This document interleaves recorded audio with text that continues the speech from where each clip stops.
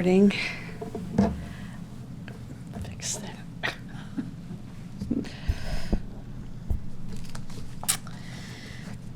This morning, first of all, I want to welcome all of you to our Sunday broadcast. The Sunday talk today will be about spiritual development and improvement. When a person enters this spiritual path, they almost immediately begin to talk about changes that they want to see happen in their life. It's so interesting, if you've been on this path for any amount of time, to reflect on those early days when you first discovered the teaching of the ageless wisdom, and how did that come about? How did that happen? Were you seeking something different in your life? Were you looking for a spiritual influence in your life beyond religion, but something spiritual? And I was thinking about my own life when I was sitting in the chair this morning thinking about the talk, and how I really had a beautiful life. I was a mom, I was a wife, I had 2 boys, I was a professional musician. It's like my life was full, but there was something missing. And that missing element is, I think, what drew the teaching to me and me to it. Because when I had the dream and found the first book and the first teacher, it was just like this first blush of love when you find that special person. Well, this was that special teaching. And for about 2 years, I just could not get enough of it. I wanted to meet the people that had written the books and that were running groups and that were meeting, and we would go out for lunch and dinner and just talk the teaching. That's that first blush of love, the first couple of years. And during that time, we talked about what we wanted to experience with the teaching. And of course, it was to have spiritual experiences. That was the number one. We didn't know what that was. But spiritual experiences. I think that, recalling back during those days, what almost 90% of my friends and co-workers that were like myself new in the teaching, so to speak, is it gave us a sense of purpose. That the teaching has a depth to it about life and direction, life direction, that we began to realize every individual person has a purpose in their life. And that's why we have so many seekers looking for spirituality, is in fact, whether they're aware of it or not, is they are looking for the purpose of life and the purpose of their life. So where their hope and yearning and so forth is really sincere, what is ultimately is required is change. It means that we're going to bring change into our life. It means when you are on a specific spiritual path, your life will adapt, and that adaptation will bring change. And that change will be a progressive, advancing, fulfilling change. Yet, And you know that was coming. Yet, or however, or but. There comes a time where we must determine how much time and energy we are going to give to this change, to help us advance, to make our family life, our group life, our national life, even our global life better, different, better, more advancing, more evolutionary, more exciting, more beautiful. We have to do something. We have to contribute, in other words, a specific amount of needed time and energy to bring about these changes from the microcosmic to the macrocosmic. So it's not just simply giving some of our time and energy, but the best time and best energy. This is what the teaching asks from us, to give the best time and our best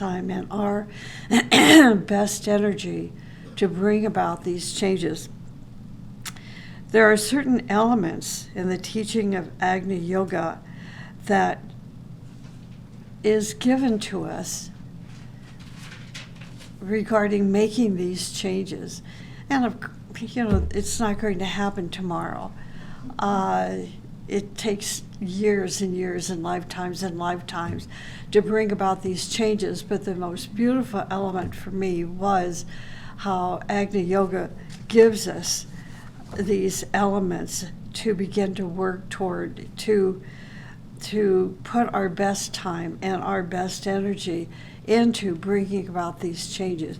So I'm going to give you this list, and this is a short list from Agni Yoga, that we want to begin to bring in and experience and live the unity of all being. The unity of all being. The next is the law, to understand and to assimilate and then to practice the law of reincarnation, the law of karma, and to understand the interconnectedness of skandhas with karma and reincarnation. That's the second one. The third one is the law of cosmic right or magnetic attraction. The law of magnetic attraction is essentially the law of cosmic love. These are elements now that we are going to start bringing into the fabric, the very fabric of how we live our life day by day by day by day, from the microscopic to the macroscopic, right? So you start gradually. There's another word that I love, the word gradient, that we get into the shallow end of the pool before we go in and jump into the deep end. We have to learn how to swim. So the next is the synthesis. This is all from Agni Yoga. We want to develop the synthesis of astrology, the synthesis of astropsychology, astrochemistry. All of this is found in Agni Yoga, to study, to research, to understand, and to practice. The synthesis of astrology, astropsychology, astrochemistry, and astrophysics, which is in essence the study of cosmic and planetary rays. Again, this is found in Agni Yoga. The next, affirmation of infinite transformation and expansion of consciousness. Affirmation of infinite transformation and expansion of consciousness. Reverence to the hierarchy of life. Maintaining this state of inner calmness and non-irritability. It's a big one. But you see how this is already giving us direction? It's not retrogressive. It's progressive. It's advancing.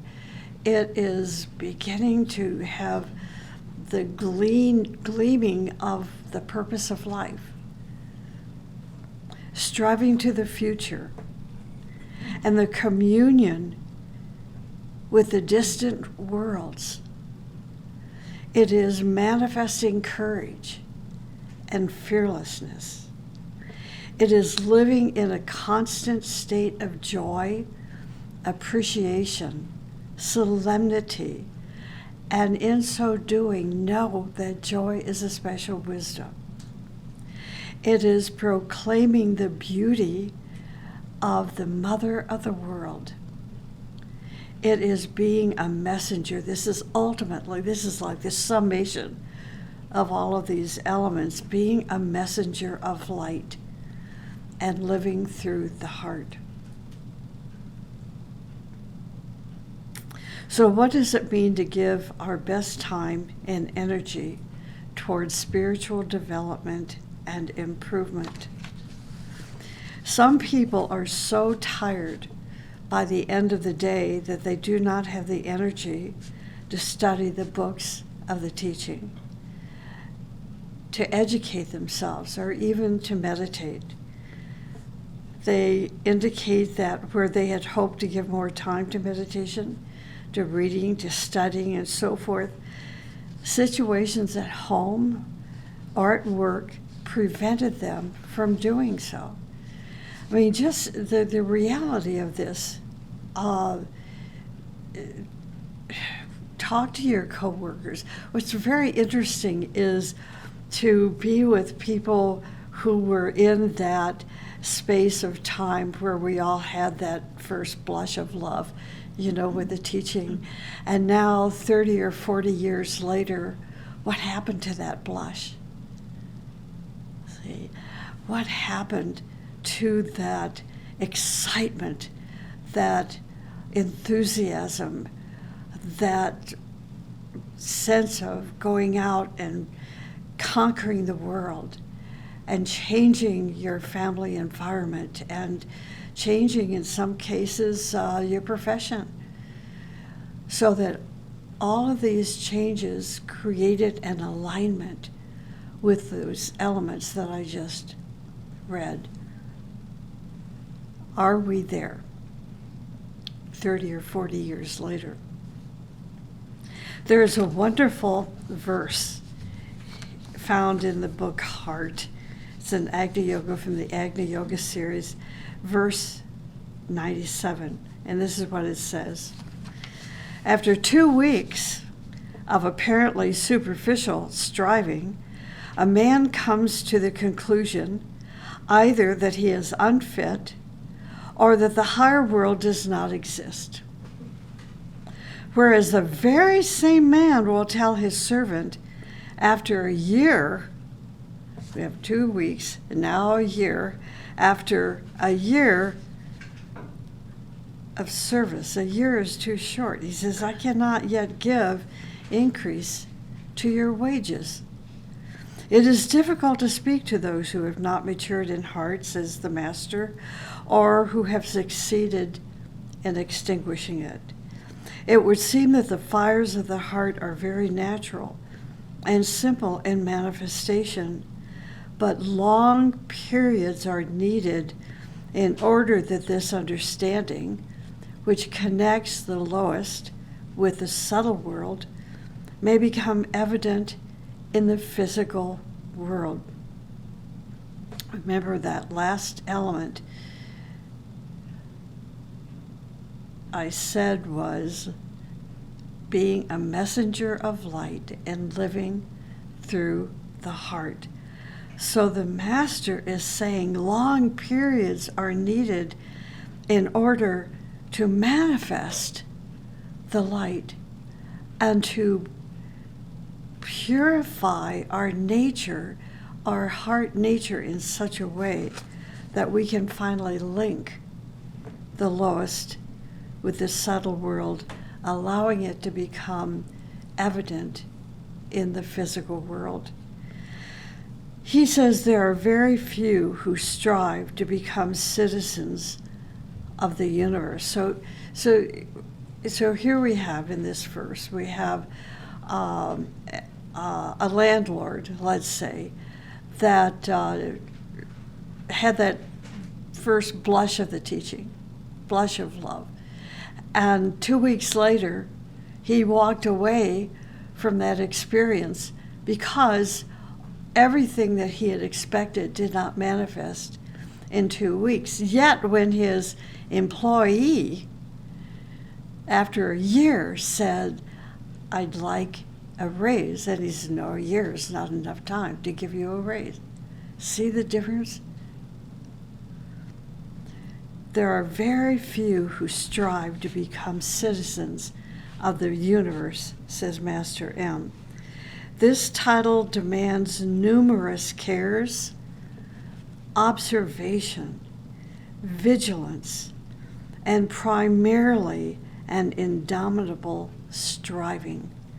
So here's more ideas for us to practice, understand, and then put into practice. Numerous care, observation, vigilance, and indomitable striving. So let me start with this, something that we can do, and it's called spiritual improvement and perfection. Spiritual improvement and perfection does not come overnight or in 2 weeks, nor is perfection reached in a year's time. Improvement and perfection are achieved in stages and not all at once. It's like, think of this, when we were in school, we went through the lower grades, first grade, second grade, third grade. Sometimes kids were held back, right? Maybe we were one of those kids that were held back. Why were we held back? We weren't, for various reasons, we weren't studying. We may have had interferences at home. We may have had family problems, which deterred us from studying and improving ourselves. But to be on this path, striving is required, even if we are set back by a year or two before we can advance to the next stage or the next grade. What happens, from my observation, is that people drop out. They quit. In some spiritual worlds, you would call a person like that being riddled with tamasic energy. Their rajasic energy, which is highly nervous, highly active. They flit from here to here to here to here. It's like the road runner. Remember the road runner? Would go right by and hey, hi, okay. It's like that's rajasic. Typically, individuals who are really rajasic, highly nervous, moving all the time, inevitably default into becoming tamasic. Tamasic means they've lost their energy. They're depressed. They're no longer interested in striving. This is just the nature of the human being. So the balance, there's a balance in all of this. The balance is found by aligning ourselves to these elements of the teaching, and then gradually or gradiently take yourself from the first stage to the next, to the next, to the next. So patience. Patience is one of the keys to spiritual improvement. The verse also said, whereas the very same man will tell his servant after a year of service that a year is too short for him to give him a raise. This tells us that even an ordinary person, ordinary people, understand the importance of time. But in consideration of a higher spiritual energy, a higher spiritual demand, people do not wish to know that the most essential point in spiritual development is not only patience, but also assimilation. Spiritual development and improvement requires assimilation. It's like on the Agni Yoga website, there is a compilation for beginning students. And found in that compilation, it talks about or gives an answer to the question how to study Agni Yoga. And in that process, it talks about taking one verse in the morning, reading it, studying it, thinking about it, and then try to take an element from that verse and live it throughout the day. This is the process of assimilating what you're reading. Then at night, take that same verse and read it again. And you will read it from a completely different point of view because you're already gaining experience or assimilating the energy that you discover in that first verse. To assimilate, there are three important components to assimilate. To assimilate a teaching, we must clean out and destroy obstacles which were ages in the building, obstacles which were built in our consciousness through the various lifetimes. If a person wants to be a holy one, to have power in the universe, or to bring divinity into manifestation from within themselves, that is wonderful. But the challenge is if you have also carried along through these various incarnations fear and jealousy and revenge and selfishness and vanity, all of these things must go.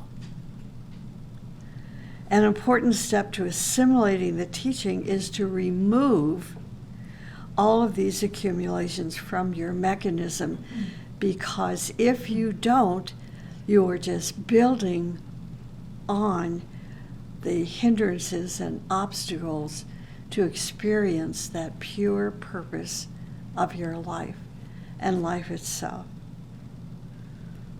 So the teaching, assimilating the teaching, is to remove all of those accumulations from your mechanism, physical, emotional, and mental mechanism, in order to assimilate the higher teaching. Room must be made. To make room means that we are going to have to find ways to remove the accumulations of these obstructions from our nature, working on ourselves. Obstructions, impediments, which have accumulated over several lifetimes. What I have found in my own life, that alignment to the elements that I just read at the beginning of the talk this morning is what provides the fire, the fuel, the enthusiasm to clean out the hindrances, clean out the obstacles, transform them. And this is the process of changing ourselves, transformation. It takes psychic energy to bring about these changes. And this is why when you read in Agni Yoga, you read the term psychic energy is a primary energy, and then gives you all different threads of this primary or psychic energy.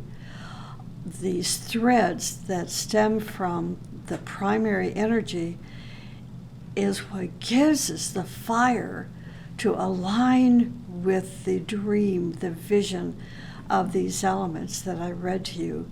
So we can push through the challenges of purifying and transforming these obstacles and hindrances. Remember that there was a time when you weren't always striving to spiritually develop yourself, nor to improve.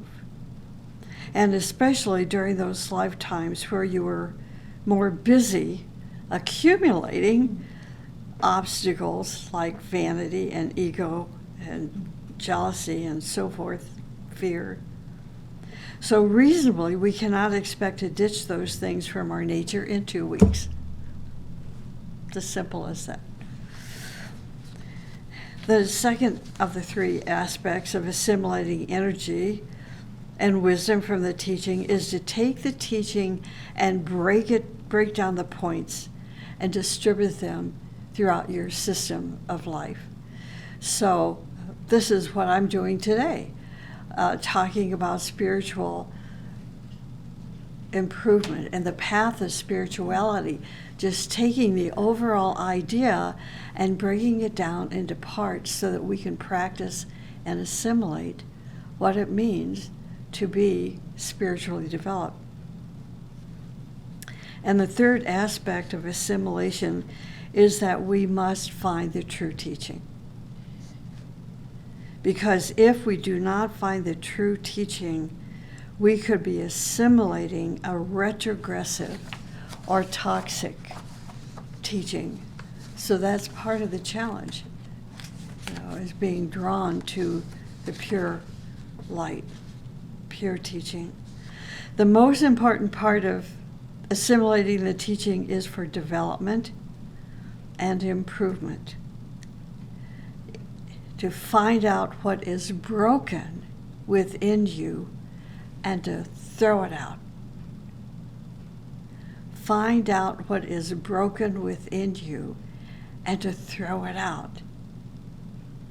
Ask yourself what it is that you don't like in yourself. It's like, this is why we had the meditation this morning, on looking at ourselves and changing our self-image. It is so very important, especially if you have a lot of vanity in you. If you are adoring your vanity, then there is no hope for you.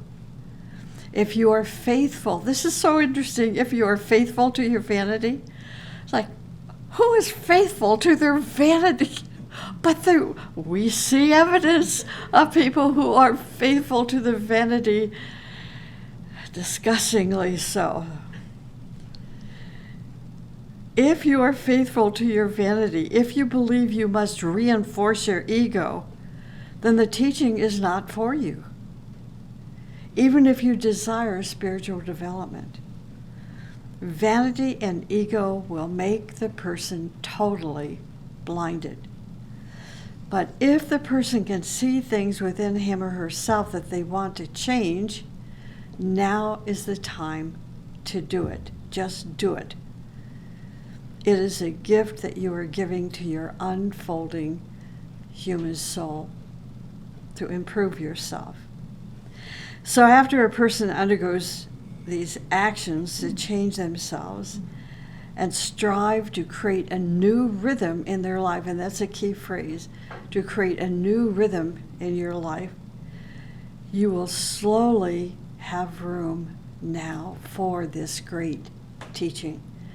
See, remember back in the beginning of the talk, and I said that people that have this first blush of love and with the teaching, and they have this desire for deep spiritual experiences and to begin to have gleanings of the purpose of their life, but then life interferes. Their job interferes, friends interfere, family squabbles and deterrents keep this event, keep us from moving forward. So we have to strive to create a new rhythm. Make room, slowly make room in your life for this great and beautiful teaching. And when you do this gradually, gradiently, it will be distributed throughout your entire life. Physical, emotional, mental life. A distribution which will occur because now you are ready to assimilate the changes. The goal of assimilation is to be a healthy human being, healthy physically, emotionally, mentally, and spiritually. And this is how you can live to be a healthy old age.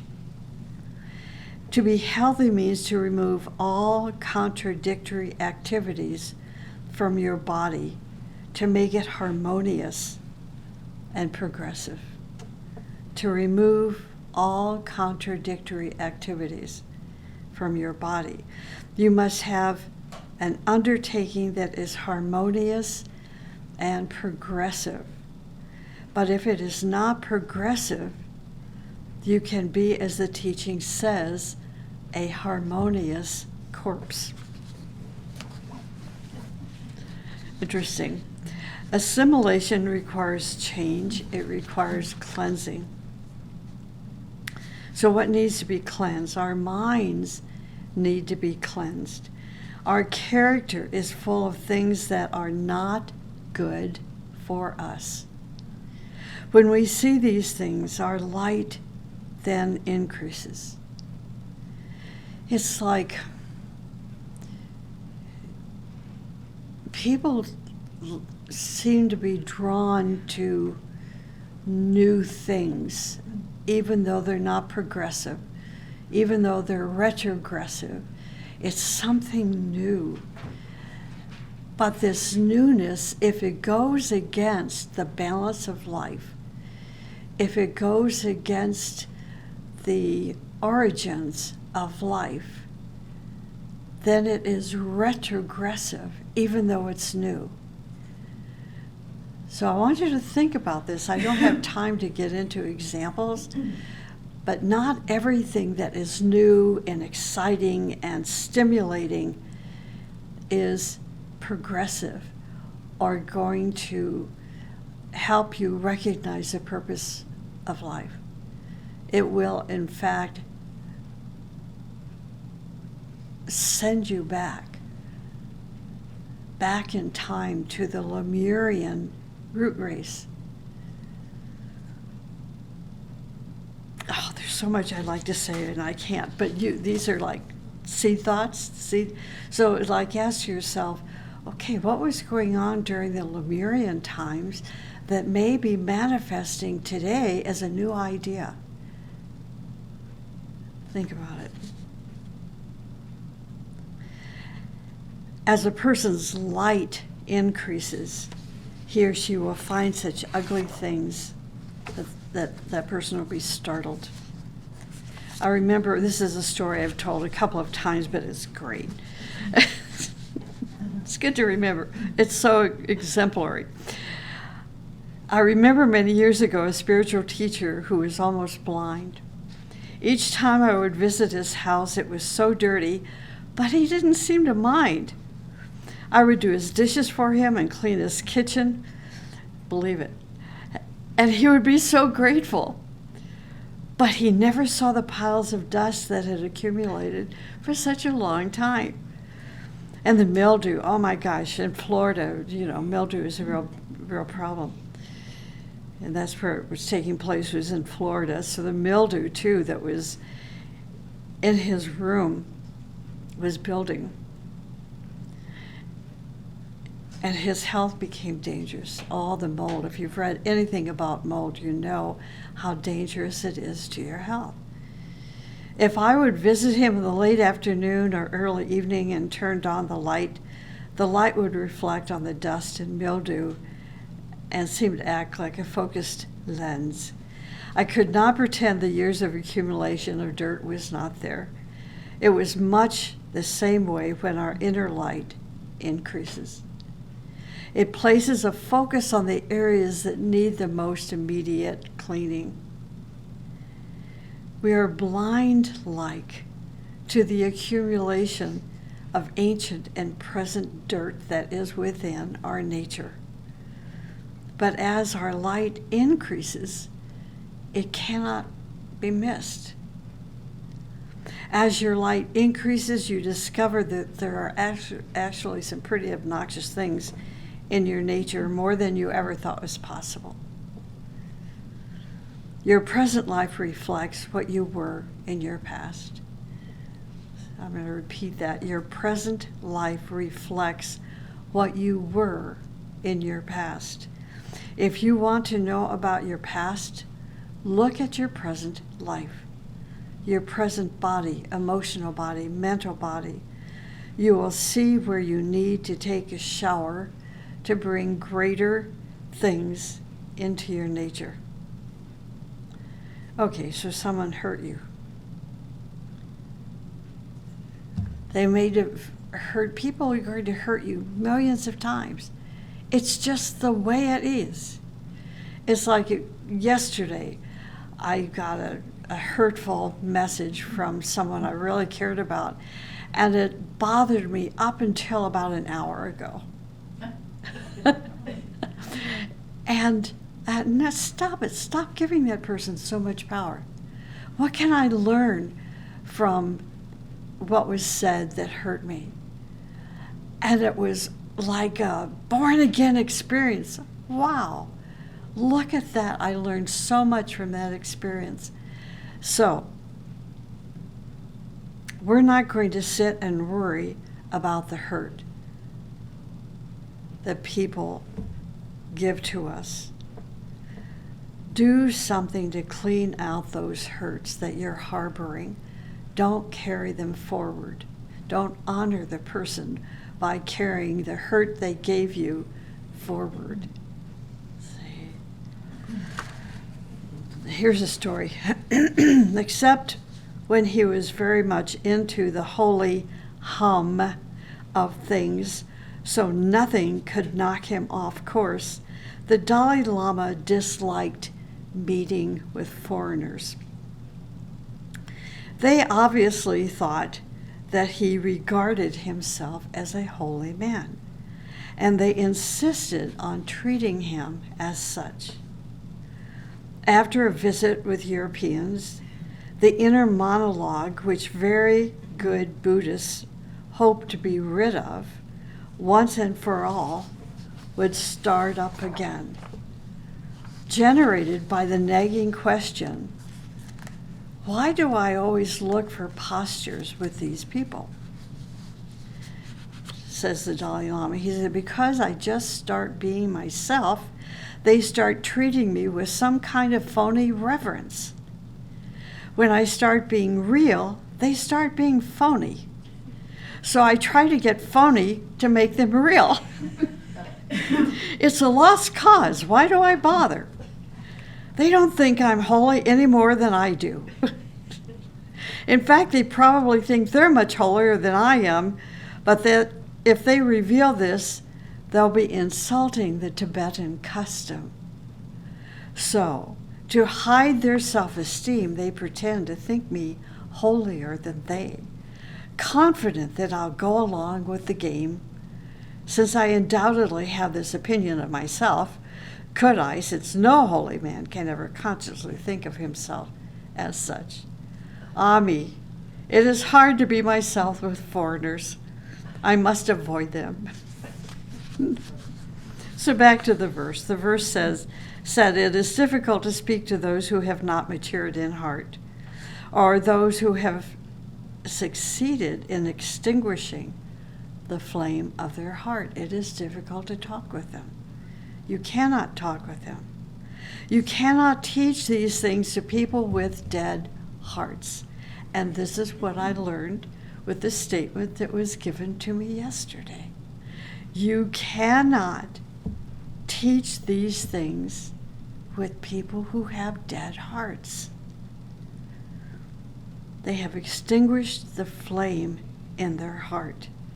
Their heart dies when you think heartless thoughts, speak heartless words, when you behave heartlessly. If you are heartless in your activities, your heart dies. If you are sending arrows of hatred day and night to someone, your heart dies.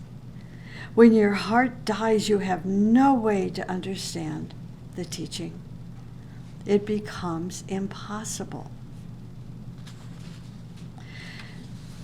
One of the treasures of the heart is psychic energy, that primary energy I mentioned. It is the power in our heart. This psychic energy is the power in our heart that understands and assimilates. Psychic energy assimilates the teaching, even the teaching that is not verbal or written, for the teaching is in the air.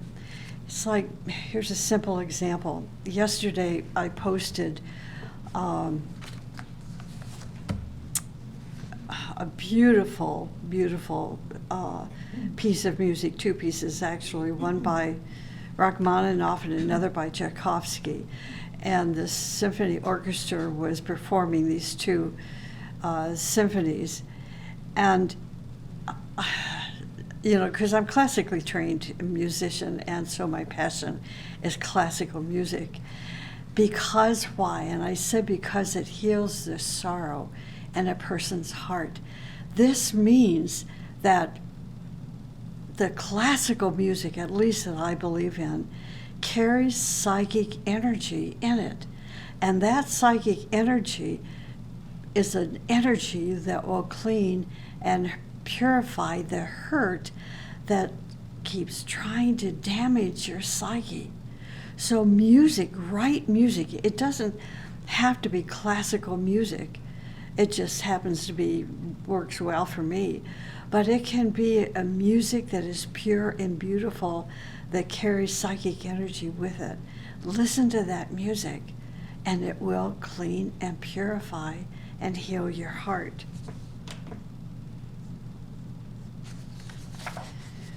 When the fires of the heart are not dead, you cannot be enemies with each other.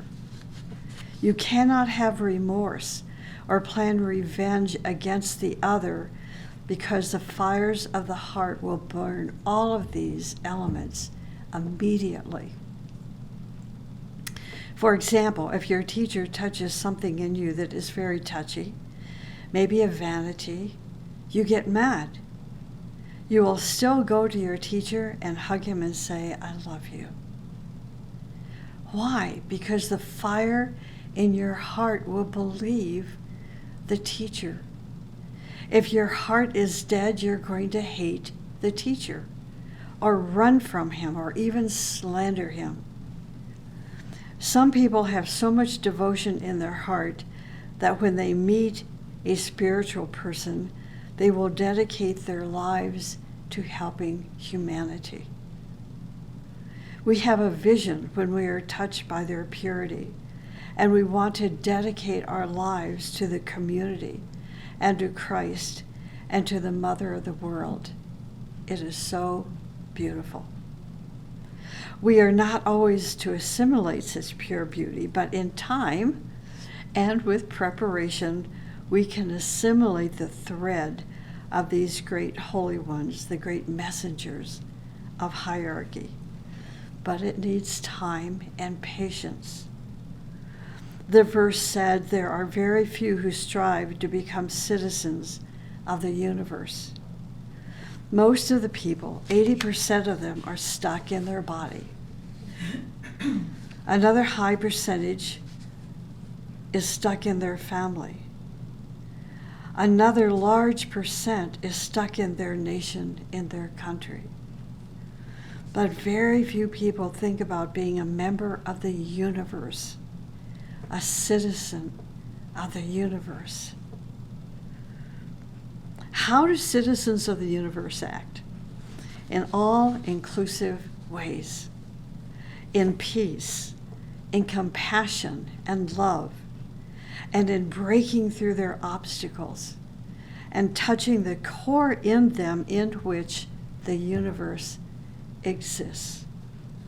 Spiritual improvement requires that we dedicate our life in such a way that we eventually become a fully bloomed flower or lotus. I think I'm going to... Okay, let me end with this.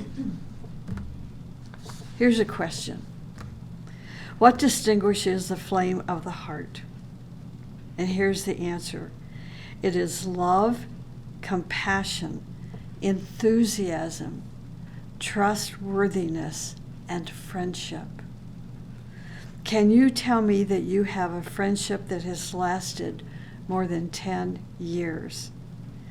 Then you are lucky. Friendship, the heart burns the little things, and you still have a friend.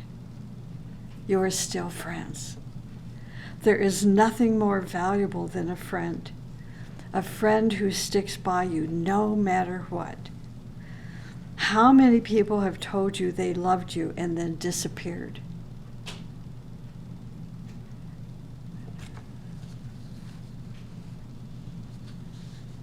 So, love, compassion, enthusiasm, trustworthiness, friendship.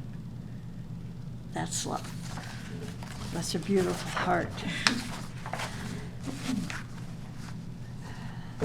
Spiritual development and improvement.